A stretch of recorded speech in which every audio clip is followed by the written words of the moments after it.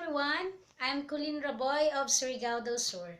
I joined MMM Philippines last October 2015 through a friend who invited me to listen to an offline event.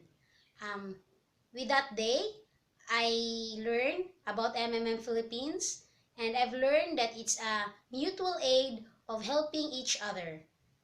Last November 2015, I attended the Philippine Guider School Batch 1 under Sir Kit, our mentor. During the schooling, I learned about the ideology of MMM. I learned how it works. I learned about its history and other things. Last December 2015, I also joined the Guiders contest and was able to get the first prize, which is the 10,000 US dollars. I was able to bring 163 direct referrals. With that, I would like to say thank you to my friends and relatives who was with me on this endeavor.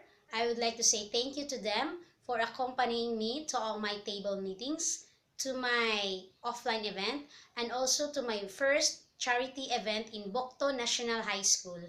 I would like to say thank you to my participants who are mostly from Barangay Bokto, Bislig City, for joining this very wonderful community. Thank you, and together, Rom. Nalimutan ang si Sergio Mabuhay.